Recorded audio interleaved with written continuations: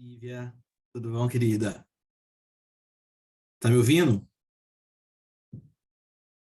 Eu não tô te ouvindo, não. Agora? Sim, agora sim, tudo bom? Tudo jóia.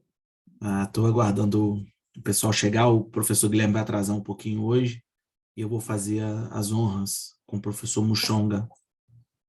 Legal. Tudo bem, né? Como é que foi o Roland Garros? Maravilhoso. As meninas maravilhosas. Não conhecia, né, a Ana Paula. Olha, é ótimo.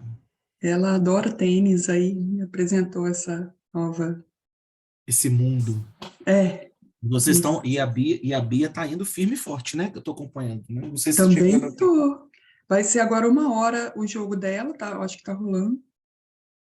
Não, acho que tá acontecendo. Aí é 6 horas? Tô meio perdida no horário. Não, aí é antes, É, vai ser 6 horas daí. Bom, seis vai horas, ser. não? Já são Eu tô 6 horas de perdida. diferença? São Esses 4 ou dias. 5, eu acho. Del, eu tô dormindo 2 horas fazendo memoir e andando com elas em Paris inteira. Eu já Nossa, perdi imagina. nos horários. Mas, enfim, vai ser hoje o jogo da Bia, estamos torcendo. Nossa. Bom, vamos aguardar. Deixa eu Vamos. ver se eu consigo falar com o professor Mushonga. Hi, Professor Mushonga. Can you hear me? Bom dia, Edmilson, muito bem-vindo. Bom dia, Fabiano. I can't hear you.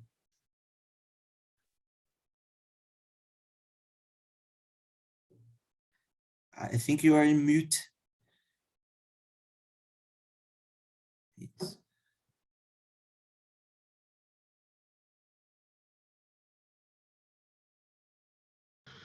Bom dia, Del, tudo bem? Bom dia, Fabiano, como vai, meu amigo? Tudo bom? Tudo certo. Can you hear us, Professor Mushonga? Yes, but we can't hear you. I don't know. I think your phone is on.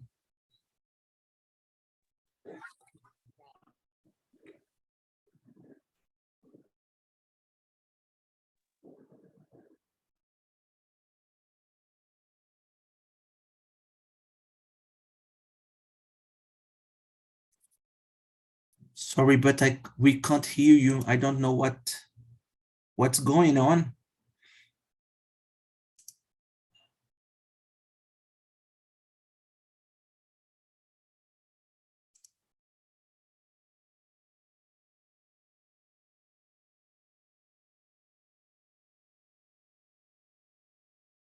Okay, let's try.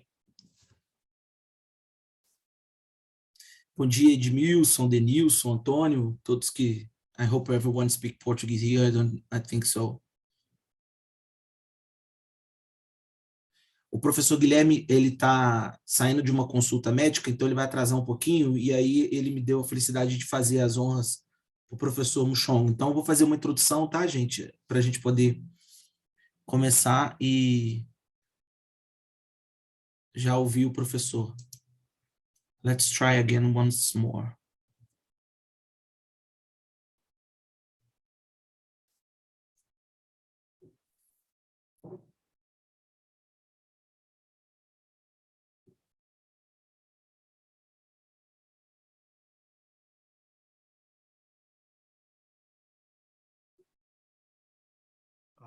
Can you hear me now? Now everything is okay. Oh, wonderful. Hi, Yeah. Professor. So nice to have you here with us today. Thank you very much. Professor Guilherme he has a problem, a schedule problem. He will be late, but he will arrive in 15 minutes at most. So he asked me, my name is Del Campos, and I'm part of DECLEN, to start our meeting today. And I'm really happy to have this opportunity to be with you tonight, today, and we all are very happy. So I will try to make a introduction, a formal introduction, not formal at all, but just to introduce our meeting, and then we're gonna open the mic for you. And I don't know if it's a problem for you, but if it's not a problem, can we record our meeting just for our archives and for the other students who cannot be here today. Yeah, okay. I'm waiting just more 3 minutes. We have people here in the waiting room, so I believe they're gonna arrive too. No problem. No okay? problem. Yeah. You are in South Africa? Yes, I'm in Central South Africa. Oh. Yes. And it's winter now. It's quite chilly, you know. Oh. So yeah, it's quite cold. How here in Brazil is 10 o'clock a.m. Okay. And in South Africa it's the same. No, right now it's right now it's 5 minutes after 3. Oh, yeah. Yeah, so I will not take so much time. So let's start. We can record, and then for the guys who are late, they can see our beginning after. Just a minute. All right. How much time do I have? Normally our meeting is 1 hour and 1 hour and a half, but with discussions included. So Okay. if you can speak 40 minutes or 50 minutes, you can do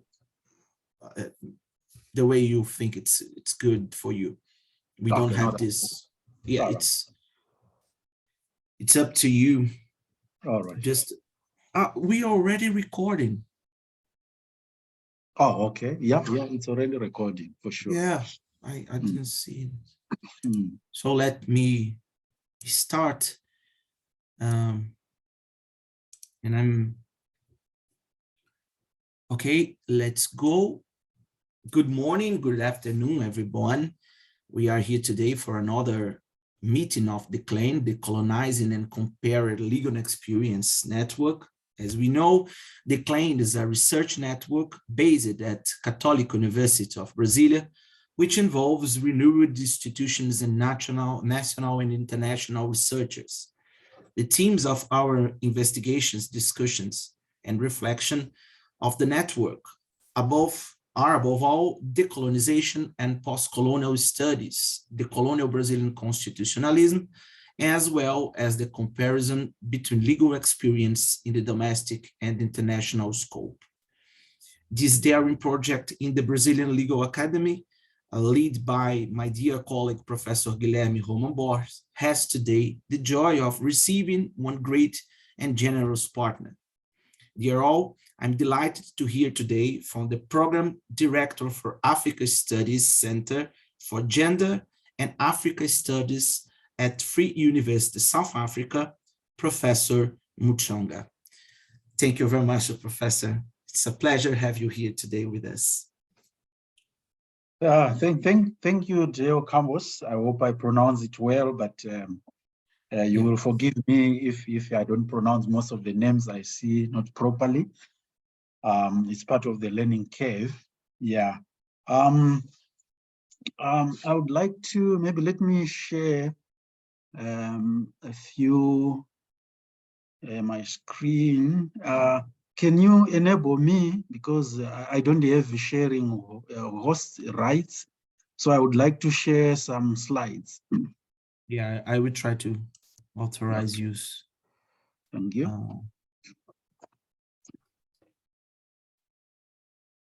Just a minute, it's my first time doing this, so I will take a little bit. All right, no problem. I will make you host, and then you can.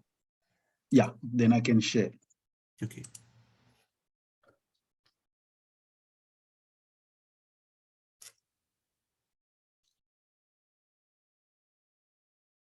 Is it okay? It looks like, so let me just double check.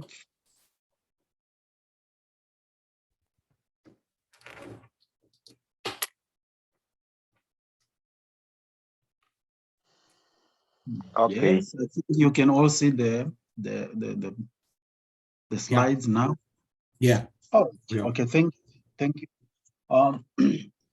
As you can see from the first slide, the title of my talk is Decolonial Meditations and Mediations in Africa, Pros and Cons, Challenges and Opportunities. Talking to decolonizing and comparing legal experiences network, I was almost tempted to look for some, presentation within the legal fraternity. And I had wanted to talk about the laws of Lirotodi from the Kingdom of Lesotho. But when I discovered that I didn't have much time, I then decided to revert to the default topic that I had given. But I would have wanted to share something which is very relevant to you guys. But I still think the subject of decolonization is still very relevant in its generic format. So that's the title of my presentation. And generally, my presentation is structured around 4 or 5 main areas. Basically, what I will call the introductory section, where I would want to introduce the concept of the nomos of the earth, the first nomos and the second nomos, and then talk about Africa and how it compares with the rest of the regions, and then talk about the colonization of Africa. Sorry. And then the second part is where I would like to talk about, 3 empires and 3 trajectories of decolonization, where I would like to talk about 3 empires that arrived in our spaces across the globe: the physical empire, the non-territorial commercial military empire, and the cognitive empire. All these 3 empires arrived in our space uninvited, with dire consequences. So I will have something to say about that. And then the third part of my presentation will be about, what I call Africa's decolonial archive and decolonial thought, where I try to dig into the archives or into the genealogies of, African decolonization. How far can we trace, the resurgent and insurgent decoloniality of the 21st century, because it has its own genealogies. So I will try and highlight, some of those major intellectual traditions and ideological framings that have informed the current wave in which we are. And then the 4th aspect of it is where then I will just try and explain or expand a bit about the resurgent and insurgent decoloniality of the 21st century and what is happening basically in Africa. And then the second last would be about challenges. And then the other part would be about, opportunities. And then I conclude the talk. So roughly that's how my presentation is structured. And if I can borrow from Carl Schmitt, his work called, the nomos of the earth, where he talks of the nomos as a habitat or a custom of social and political behavior in a historically specific situation.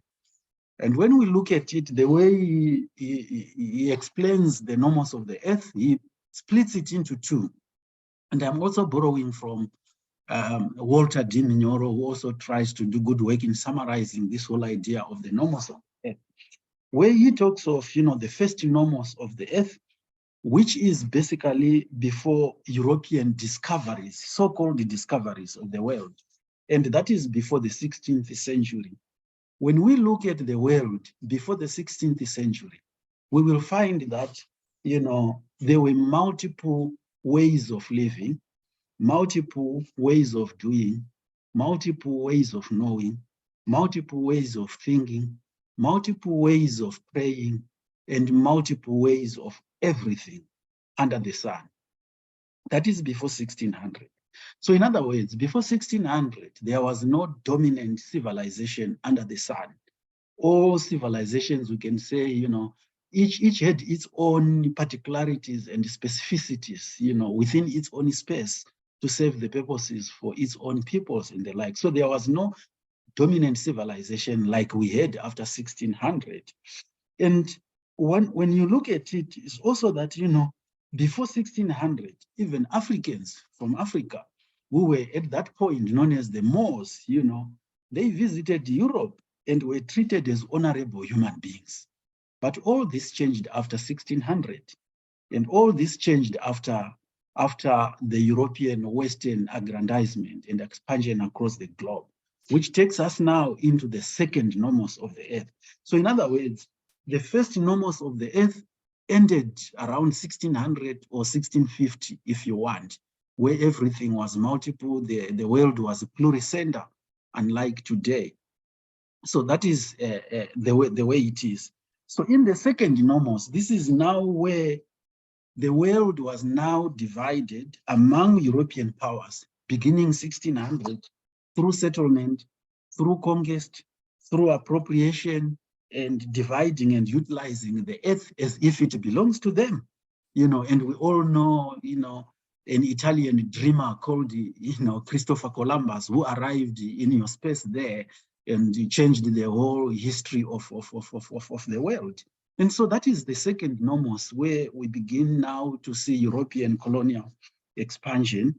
And the second nomos of the earth actually then became Eurocentric, largely Eurocentric. So the beginning of world, and this was the beginning of world disorder and the birth of what we call today global coloniality. So it has a history, it has a genealogy. We can trace it that far. So after 1600, what we have is totalitarian and imperial thinking, or global linear thinking, which was inaugurated and which was forced upon the rest of the peoples by one particular civilization, and that is Western civilization. So this is important. I just wanted to put this caveat so that at least you have an idea. And if I can bring that down to Africa, I hope that slide is clear. You know, what you see in that slide is Africa and the rest of the world in trying to compare. And what that slide shows is that obviously Africa, for some of you, is a continent of 54 nations, you know, with 7 different time zones and over 3,000, you know, languages. So the beauty of Africa is that it lies in its plurality, lies in its diversity, and lies in its multiplicity, which was the first nomos that I've talked about, which again was destroyed during the second nomos, you know. But that map, that slide, what I want to show you is that if you look at it closely, you will see that Africa is large enough to encompass large portions of the rest of the world, or landmass, you know, and most of those areas actually support populations that are as many as 4 times larger. So Africa is obviously in land size, as you can see, 3 times bigger than China and the USA. As you can see, we have the USA there, we have India, we have Argentina, we have China, we have Europe. All of them, they can fit into Africa. So Africa is a big, expansive, you know, continent.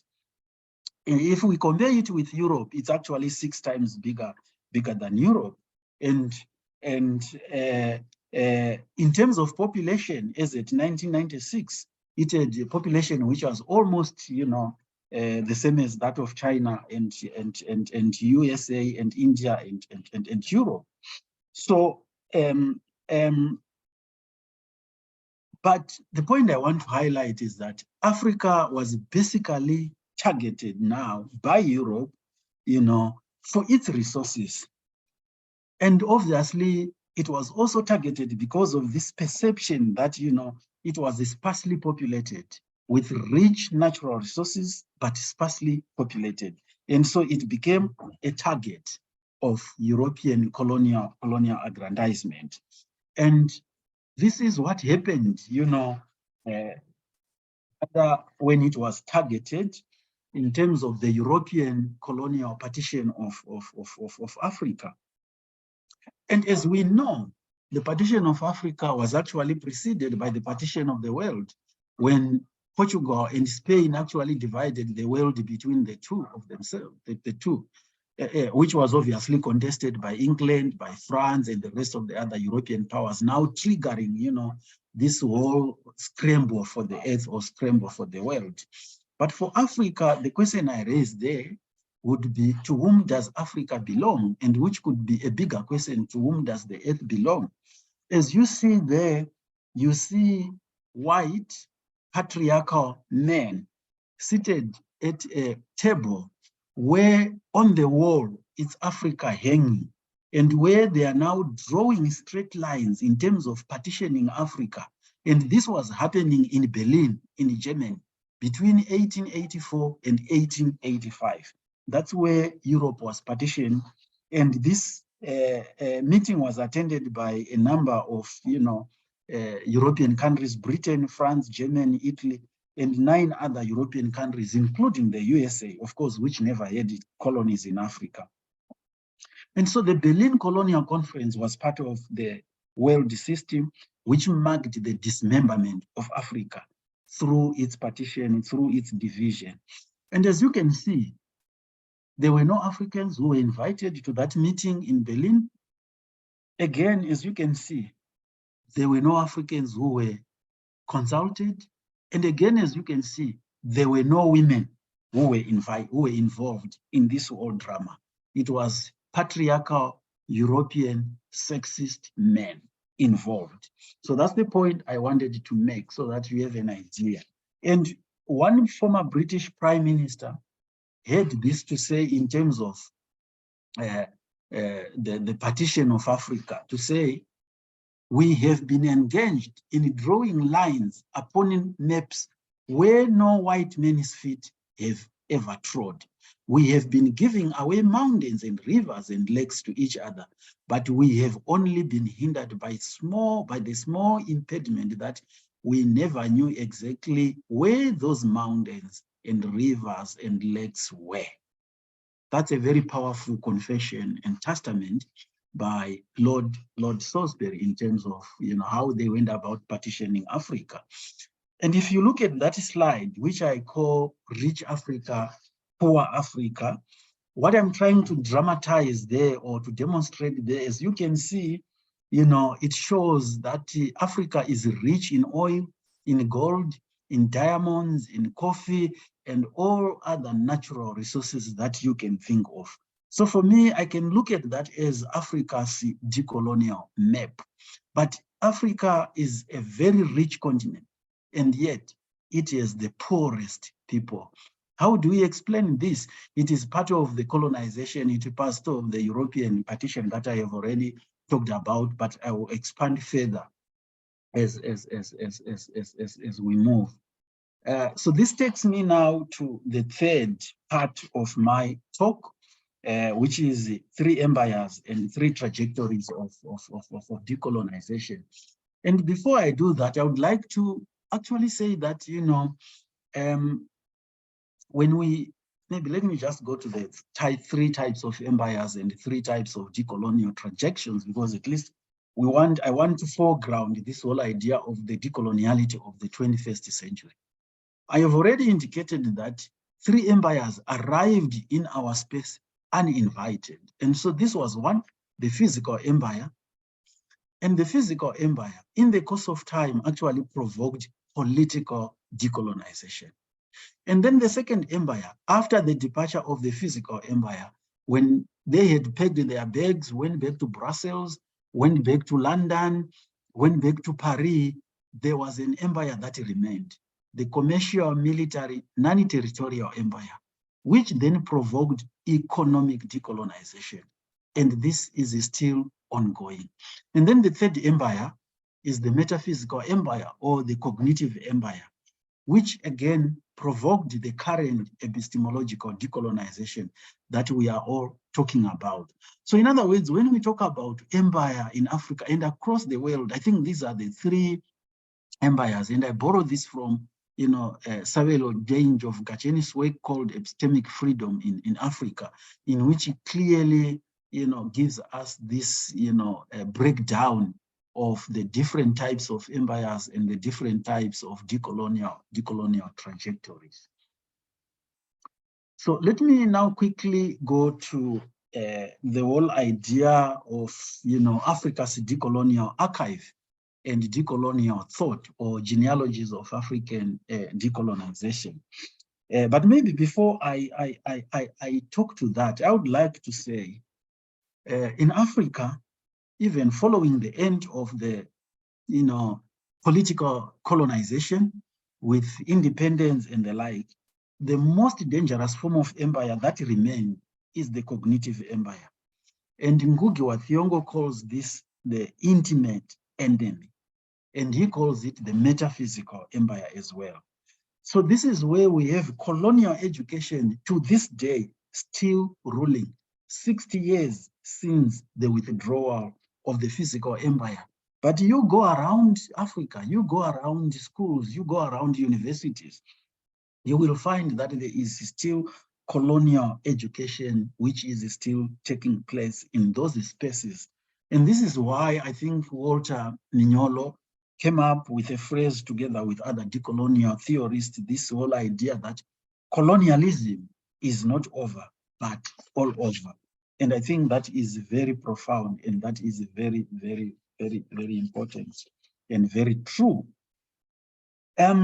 So let me talk about, if I can quickly, before I come to the decolonial archive and stuff, talk about the physical empire and political decolonization.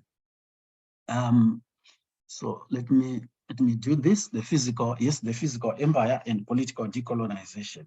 The first point I want to highlight is that there cannot be decolonization without colonization. In other words, colonization is the enabler of decolonization.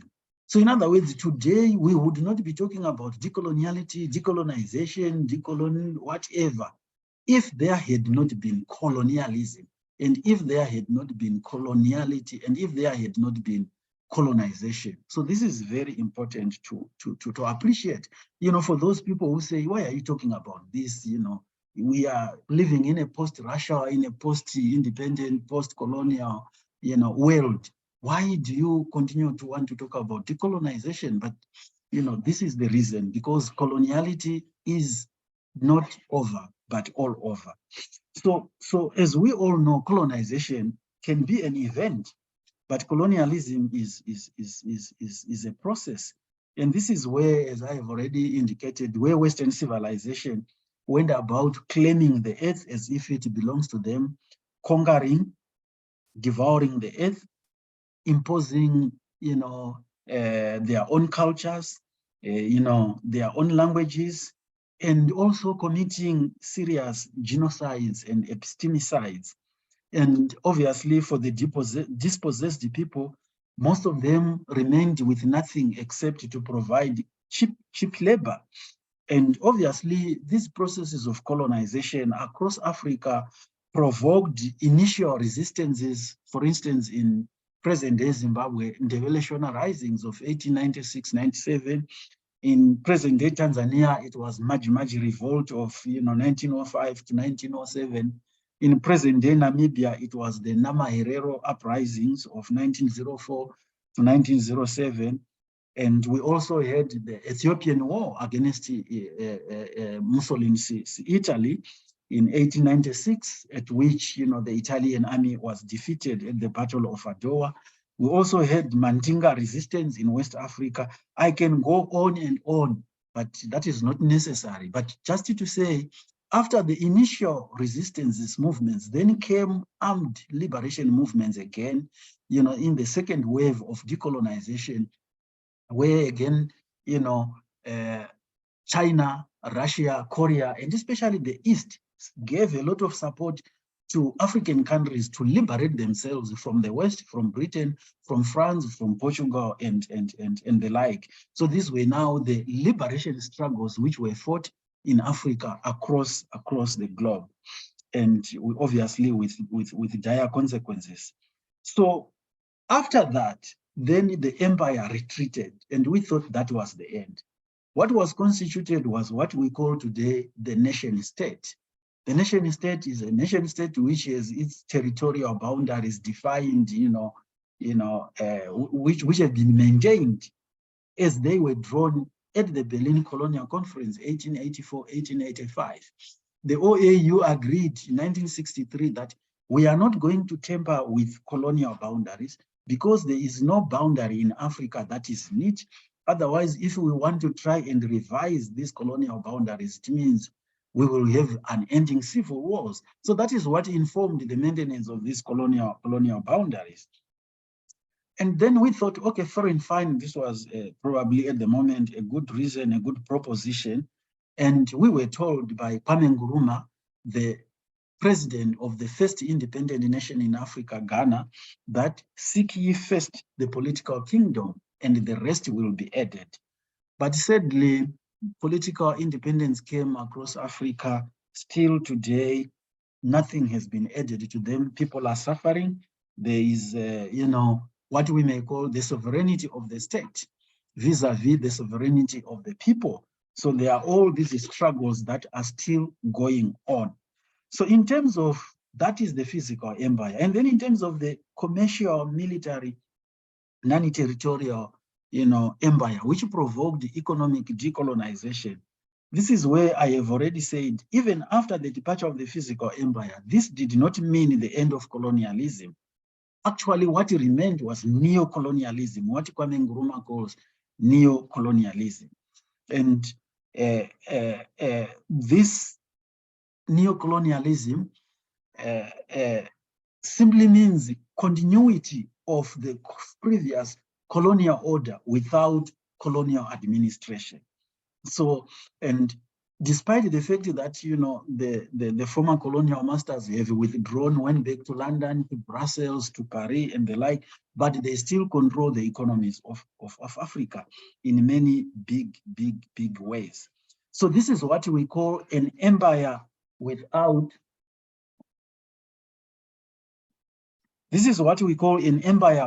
boundaries, but with a regime that effectively encompasses the entire globe. And, one scholar, Robert Gilder, calls it the global financial republic, which is made up of such institutions as, the World Bank, the IMF, the World Trade Organizations, and several multinational companies.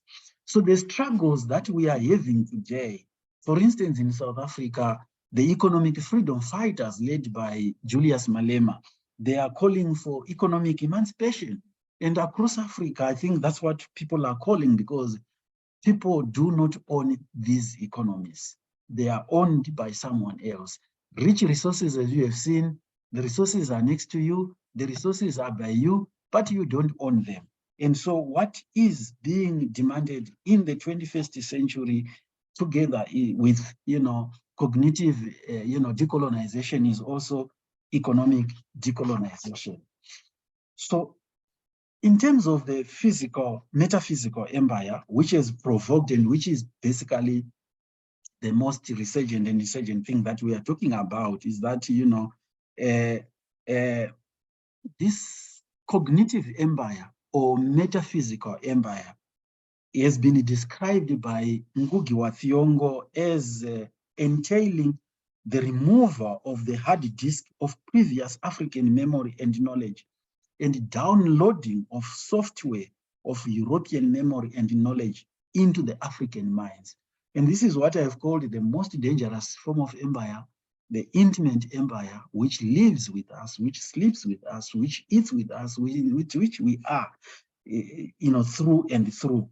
And so it is this empire that we are trying to disrupt. It is this empire that we are also trying to fight, especially in academic spaces, wherever we are, because it is very extractive in every way. And obviously, this empire committed serious crimes like linguicides, the killing of other people's languages, culturecides, the killing of other people's cultures, epistemicides, the killing of other people's knowledges, theft of history, alienation, and serious colonization of the mind. So the struggles against the cognitive empire are part of the struggles for what we call the epistemological decolonization of the 21st century. And it is basically this empire, I think, that has brought you and me, in connection, because we are trying to understand the world in which we are living today. So I think that's what I would say about that. Now, let me talk about Africa's decolonial archive. I will just try and highlight, a few things here, to simply say that, obviously, Africa has a very rich and expansive decolonial archive, and there are several terms, numerous terms and concepts which are interrelated and which are connected in complex ways that try and reflect the intersection of local histories together with global designs. And so when I talk about some of these, decolonial ideologies and framings and the cultural trends, you will see that it's a whole idea of borrowing across the world, because that is exactly what it is. So what we see here is that, in the 21st century, if we want to talk especially about Africa, when we look at it and try and understand where is the current decoloniality of the 21st century coming from, we see that it is informed by a number of intellectual traditions, cultural, philosophical, epistemological, and political currents that try to highlight the trials and tribulations of the struggle for life, for identity, for liberation, and for freedom, and especially against negations of Black being. As you would know, the Black person, the African person, is at the lowest rung of the ladder in the world. This is not by some natural order. This is not God's will. This is not a design by anyone superior, anyone from above to say, you are inferior, you are superior. It is by a particular group of people who decided to put people into racial, categories and say those who belong to this class or social class and what have you are higher and better, have better or higher ontological density than others. And the African or the Black person, as you see, is at the lowest rung of that. So what are these intellectual and ideological traditions? I think some of you have heard of, Ethiopianism or Rastafarianism as one of these important traditions, especially which informs the current decoloniality in Africa. Why Ethiopianism and Rastafarianism? For instance, Ethiopia escaped European colonization, at the Battle of Adwa in 1896. So it is the only country in Africa which was never colonized. And so it gives a lot of inspiration to many African peoples. So Ethiopianism became an important thing. And also the whole idea of Black independent churches and Black identity. And ideas of Pan-Africanism are also infused within the concept of Ethiopianism. And also the whole idea of diaspora memory of Africa, is also relived through revolutionary music called reggae. Artists like, Bob Marley, Neville Winston, Peter Tosh, and many others from the Caribbean. And it is also associated with Emperor Haile Selassie, as some of the people or thinkers who have given us this whole idea of Ethiopianism and Rastafarianism and so forth and so forth.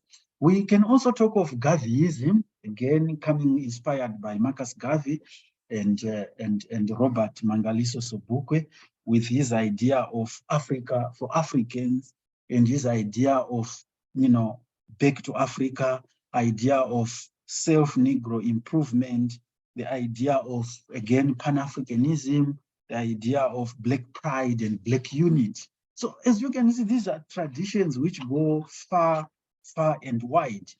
Negritude, I can go on and on, inspired by I.M. Césaire, Leopold Sedar Senghor and Gary Wilder. Again, it's about Black identity, Black, unity, African epistemology, African ontology, critique of, racism, one can go on and on and on, but I don't want to bore you with all these, ideological framings, but they are very important in terms of, how they inform the current decoloniality of the 21st century.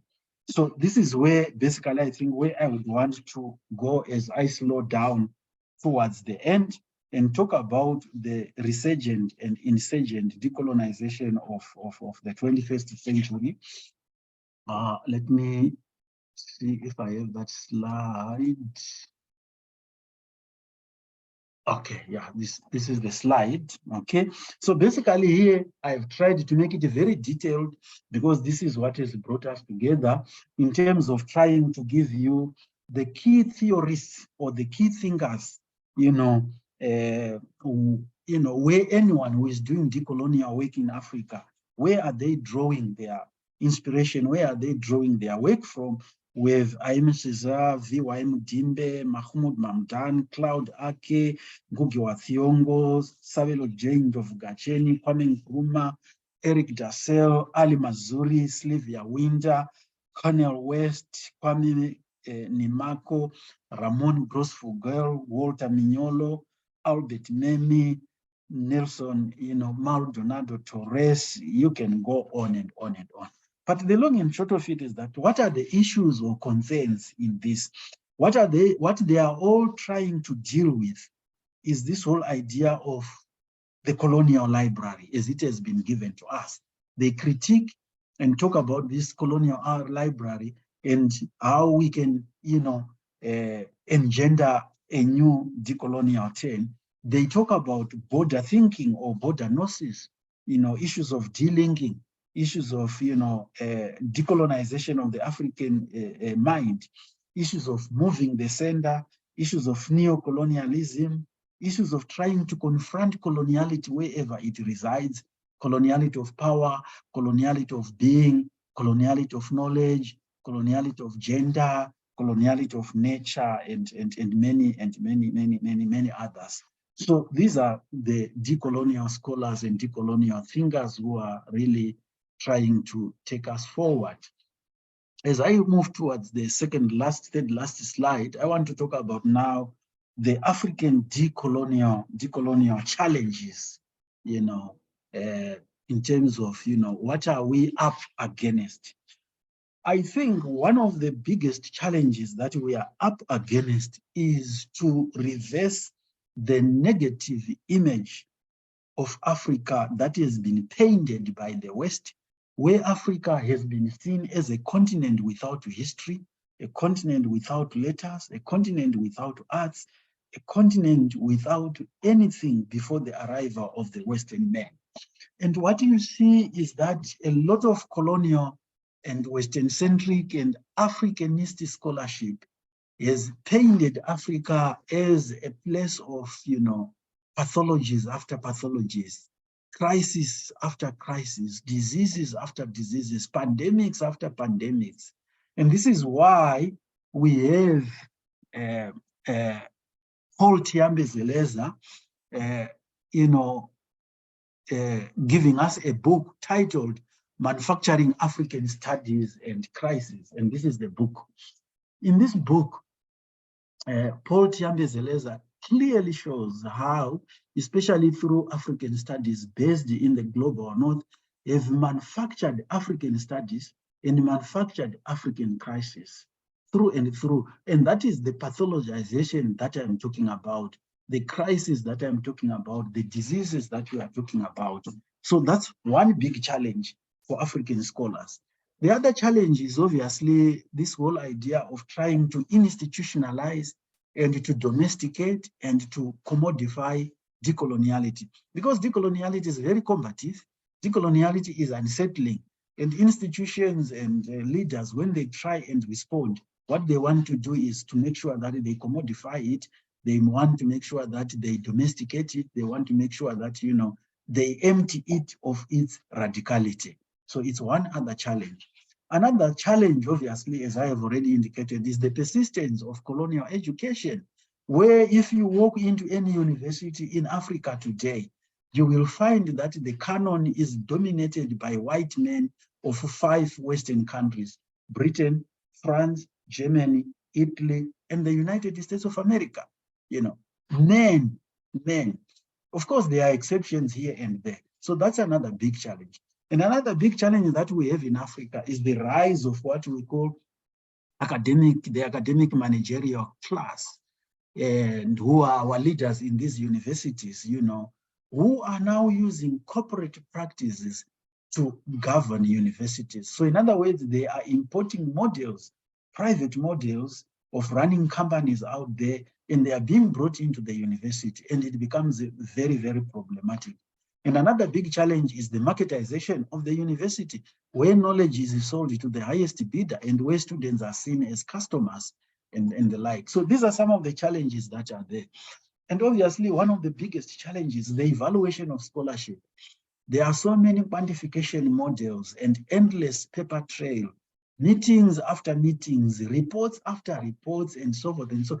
And this is the evaluation of scholarship. And this is a big challenge because it takes us away from doing serious academic work. And we are now reduced to people who are just writing report after report after report. Another challenge is this obsession with internationalization, you know, where internationalization seems, you know, if we internationalize, it seems like we should connect with universities in Europe at the expense of connecting with universities within the country, let's say like in Africa, or specifically like in South Africa. So we are chasing internationalization at the expense of localization, at the expense of indigenization, and of course, let alone decolonization. So one other challenge is that internationalization needs to be decolonized. It is an important approach. And obviously, there is also one big challenge across Africa: persistent and progressive underfunding of universities.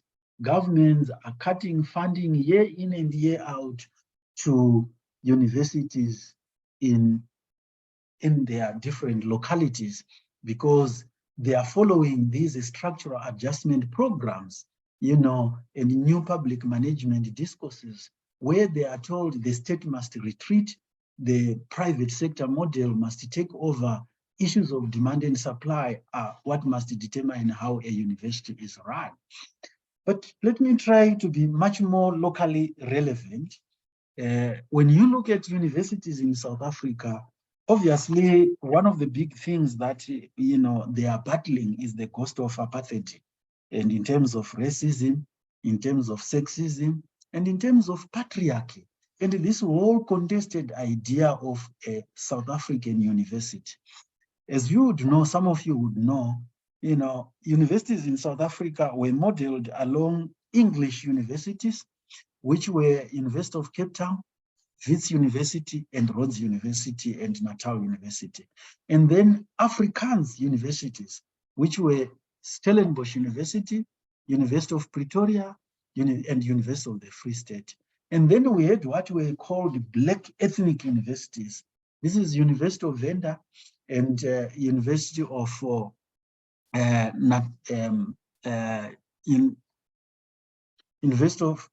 University of Zululand. And then we also had colored and Indian universities. The colored university was University of Western Cape, and the Indian university was the University of Durban, Westville. And post-1994, we had 2 new universities created by the government. That is the Saul Plaque University in Kimberley and Mpumalanga University in Mpumalanga province. When you look at the totality of these universities, these are very complex measures, complex, you know, integrations and stuff. So there's still a lot in terms of how do we move the university forward. There are serious contestations, there are serious battles that are going on. And finally, let me talk about 2 decolonial opportunities that we have in our spaces. personally, I would want to say thanks to the Rhodes and Fees Must Fall movements of 2015 and 2016, they actually inaugurated decoloniality in South Africa and across the globe. As we know, from then on, it spread to England, and from then on, it also spread, especially with the killing of, Floyd George, and the falling of different statues of slavers and racists and colonialists around the globe. So I think these are opportunities that we are grabbing and that we are using. And I'm also thankful to the fact that there is rising consciousness across all groups in society of who exactly is the enemy, where exactly is the problem. So I think that planetary awakening is very important, and it's an opportunity that must be grabbed. And one of the things is that even in decolonial work, I think it's also taking place not only in universities or in institutions of higher learning, but it's also taking place in institutions and spaces that are outside universities. There are so many artists around the world that are involved in decolonial work. There are so many curators around the world that are involved in decolonial work, and activists and so forth and so forth. And so these are opportunities that are there for the rest of us to grab. And the other thing is that in terms of the rising consciousness that I have already talked about, one thing that I can also say is that I think, according to Hamid Dabash, the state is on its inevitable collapse. If the state is on its inevitable collapse, it means someone must occupy that space. And my hunch is that that space will be occupied by the masses. But obviously, it will take a lot to do that. But I think increasingly, the sovereignty of the state is becoming under challenge, and the sovereignty of the people is on the rise, and it's unstoppable. I'm also grateful to the Latin American modernity/coloniality group, where we are borrowing important vocabularies and terminologies, which are helping us to do decolonial work. Also, on the African continent, Sayelo Jane of Gacheni pioneered the Africa Decolonial Research Network, ADEN, which he founded at UNISA in 2011 to deepen decolonial research on Africa. And I think people are continuing in those spaces. And finally, we have the Decolonial International Network, which is bringing people together and connecting like-minded scholars and activists. And I think it is DEAN that has connected you and me that we are able to have this conversation today. And so these are some of the opportunities that we see and that we are taking. And the secretary of DEAN has been on a tour of Africa, basically South Africa and Zambia, trying to spread the decolonial gospel, trying to establish decolonial centers of excellence and decolonial chapters. So these are all beautiful stories that are going on our continent. Allow me to say thank you.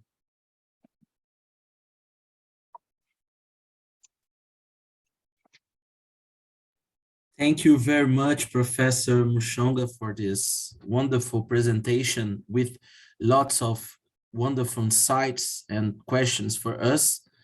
If you allow me, I'd like to make some questions, and I'm open the opportunity to our partners here to make some questions too.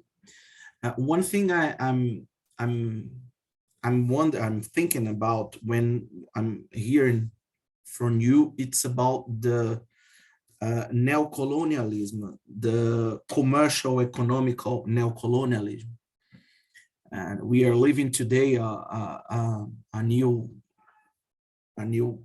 order when we don't have United States, only the United States as a leadership in the world or the dominant country. And now we can see China occupied lots of places and territories and influence. Yeah, I'd like to hear you a little bit more about the dangers of the neocolonialism. And if we are in this new moment in the world, if we are not only change the leader and the imperium, if China would allow us to live a different kind of relationship out of this imperial relationship, or if China it's just another kind of colonialism imperialism. I'd like to hear some thoughts about you about this new world order, possible new world order. Okay. Thank you. Do you want me to take one at a time or a couple? I don't know the way you think it's better for you. Normally, it depends what you believe. I have another question too. I don't know if would you write all the questions and then answer all of them together? Yeah, let's have 2 or 3 at a go, and then I address those 2, 3. We take another 2, 3. Yeah, in that way. Great. Does anybody have any question to? And alguém tem mais alguma pergunta, alguma questão? Podemos fazer em português e eu posso traduzir também, se vocês acharem útil. Not at all. I will try to make another question connects with this first one. So, okay. One of the biggest critics in the colonial project in Latin America is the distance that the colonial writers, the Latin American colonial writers made for Marxism and for the European intellectuals and the European writers. I'd like to know, and they are accused as essentialists, and they are accused here that they are criticized here that they don't dialogue with the European theories that are really important to think critically about the world, like Marxism, or even and paradoxically, they are using, for example, the post-structuralism to construct their think. I'd like to hear you about this kind of question. In short, I'd like to hear from you what you think about this dialogue with the global North theory. If it's important, we still connect with these theories. What is the limits we have to put in our epistemical understanding about these theories? If it's still important to have this kind of dialogue, or we can move on, we can leave the Marxism, the post-structuralism behind, and try to build a truly Southern theory. And now I'm thinking about the epistemological colonialism. So I have these 2 questions about the economical colonialism and then the epistemological colonialism. Okay, no, thank you. Thank you for those 2 difficult questions. And I will not give answers, I will give responses, because I don't believe they are answers to anything. Basically, the first question, if I can respond to the first question in terms of,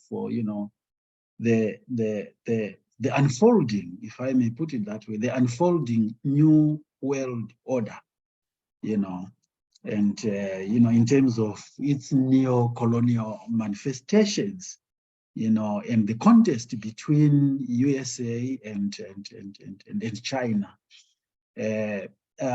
My response to this is that, I think at the center of the current Russia-Ukraine conflict, if I can put it that way, it is a contest on one hand, what we may call the re-Westernization of the world, where America and NATO allies, they are trying to wrestle the colonial matrix of power. They want to be in charge of the colonial matrix of power, and they want to make sure that the world is re-Westernized.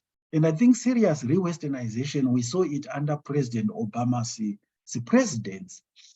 On the other hand now, because of this planetary awakening that I have already talked about, we have, Russia and the BRICS allies, India, South Africa, China, and the like, trying to think, no, we must have a different world order, And so what we see here, basically, I think it's almost like, we are going back to the Cold War, probably, if you want. And we need a statesman to deal with this kind of crisis, because I think we are at the precipice of a very dangerous war, a very dangerous global war. And if we don't have statesmen who can resolve these animosities, who can resolve these challenges that are there, the world might be plunged into a big problem. So obviously, between America and China, they are all competing, for a cake in the world, trying to influence, the spread their economic, empire. That is the non-territorial military commercial empire that I've talked about. And as you would know, I think one of the things is that, when the Soviet Union collapsed, there was an agreement that NATO will not expand and will not invite former Soviet republics into NATO. But we are seeing exactly the opposite. And obviously Russia is feeling threatened, and that's why we have this kind of contest. So this is what I would say. So the neo-colonial order and the new world order, I think what we see is that, when a civilization runs out of steam, and when a new world order is supposed to come in, we always have this crisis. And it starts as a small local crisis. Remember the First World War, the assassination of Franz Ferdinand Archduke. And people thought it would be a small localized war, but it ended up being a First World War. The same applies with the Second World War. We thought, Hitler simply thought, well, bombing Warsaw and what have you in a day or two and overrunning it would be the end. But where did it leave us? So this is where I'm saying we really need statesmen who can really step in and say, we need to change the direction, because my fear is, the amount of nuclear weapons that we have in this world, and this world can be run down, in a matter of minutes or seconds. So for me, I think both Russia and China need to play some form of restraint. They need really to think about, the importance that they live, and this planet is the only thing that we have, and it belongs to all of us. And if we destroy it, we go down together. So it's not anyone who will be spared. So that's how I would respond to that question. And then on the second question, I would say, remember Europe, what we call today European knowledge and what we call today Western knowledge. Europe went around the world borrowing from other people's knowledges, stealing from other people's knowledges, and packaging it as theirs and what have you. They went all over the world, doing that. So what we call even today Western knowledge or European knowledge is not necessarily European knowledge. It is knowledge of the world that was stolen and being repackaged as Western knowledge. So my point here is that the Latin American scholars, they still need to engage and to dialogue with, the global North, because we cannot throw the baby in the bath. There's something good within that European knowledge, which is not actually European, but knowledge of the world. Let us take what is good, let us take what is important, and repackage it together with our own local knowledges, and see how we can improve our own societies, our own communities, because the purpose of knowledge, after all, is to make sure that we live a happy life. We should not just produce knowledge just for the sake of it, high theory, high philosophy and stuff. I think knowledge must be relevant to people living in any community. That's why I think Walter, I think he has this powerful statement that I like, that, we need to know in order to live, and we need to live in order to know. For without living, there is no knowing, and without knowing, there is no living. So every people under the sun have a legitimate knowledge base from which to draw, from which to inform their daily lives. So for me, I think there must be continued dialogue. This idea of delinking or doing away, you know, fair and fine, people can argue that, but there is always something that we can learn from others. So rather, I would argue for what we call ecologies of knowledge. Let us have Indian, let us have Chinese, let us have American, let us have, you know, African, let us have Muslim and what have you. Different types of knowledge is coming together in one pot and steering it, and it can inform this world, and it can take the world, very far. So that's how I would respond to that. Thank you. Wonderful. I'm thinking about the Greek knowledge actually is Egyptian knowledge. They took from Egypt, and then when we talk about Aristotle, we have to talk about all the guys that we don't even know the name. Exactly. Yeah, that's true. Professor, I have another another hard question. That's my last one, and I hope you can share with us your response, but not answers at all. It's just most of us are we researching in law. We are making our research we are coming from law school. We are thinking as lawyers sometimes, and we work in the justice system. And I'd like to know from you, what do you think, what's the role of the law in this empire, and what can we do working with as researchers in law school to decolonize the law? Okay, it's a provocative one. Yeah. It's just we have opportunity to hear you, so I'd like to push a little bit more.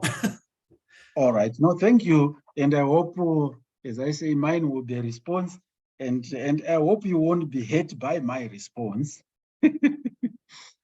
Because I can tell you, I think, was it the other presentation, I can't remember the name of the professor, who was talking about decolonizing universalism.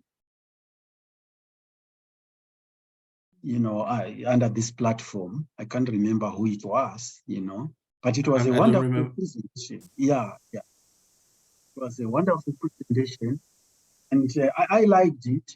But my own response is that, because I'm very empty in terms of law, but my response, which may not be, if it is provocative, maybe that's all right, is that law, for me, law is something that normally, you know, is that normally would want to preserve the status quo. And that is especially if you look at Western derived law. If you look at Roman Dutch law, it is about the preservation of the status quo. So if it is about preserving the status quo, then it definitely demands that it must be decolonized, because there is no, I think, under the sun, from my reading and the like, there is no language that is so difficult than law. Because even myself, when I want a lawyer for any case or for anything, or even an educated person and what have you, the Constitution is written in such a way that it's very difficult for me as an ordinary person who is not a lawyer to actually interpret it. It's written in such a very dense, very coarse, very, very conservative language that would require experts like you to decode it and to reduce it to the lowest denominators. Why should things be hidden? I think behind the law, there are so many things that can be hidden in the law itself. And because we are trying to hide something, I think I saw, did I come across, is it a book by one of the Latin American scholars in terms of decrypting power. Decrypting Oh, power. yeah, Ricardo Sanin Respreto. Yes, Oh, yes. I don't speak Spanish, but I'm sure. Wait, Ricardo Sanin, he's a wonderful guy. I know him. Yeah. He's Yeah. he's a So I think, constitutional professor. yes, exactly. I just read a summary of it, but I liked it because, you know, in law, you have to decrypt power because that is what lies behind law. There's a lot of decryption that needs to be done because it's encrypted. And the constitution of any country is the highly encrypted document under the sun. It's very difficult, even for the most educated people, to decode, to interpret the law without the assistance of lawyers. That's my response. Wonderful, wonderful response. I start to write it. I think, oh my God, it's a new manuscript. I have to write about it. Decode the language. It's decolonialized. It's a way of decolonize the law. Yeah. Let's make it accessible to the majority of the people, to ordinary people. Yeah. Exactly. Accessibility. Yeah. Oh, does anyone have another question? Want to be part of our conversation? Professor Mushonga, I'm really happy to have the opportunity to be with you today. Thank you very much for your time, for your patience with us, and for your intelligence, for sharing your intelligence with us. I hope we have another opportunity to be together. And I'm thinking, I'm just another question. Can you send our slides to Guilherme, your presentation to Guilherme? Can you send because I think it's important for us to make some notes about the bibliography, the names that you share with us, and it would be really nice from you. And no problem, I'll do that. Okay, thank you very much. I'm really want to have another opportunity to be with you. Thank you very much. Have a wonderful day. Thank you. Obrigado a todos pela presença de hoje. Espero que tenha sido útil para todos nós, como foi para mim. Thank you very much. Bye bye. Obrigado.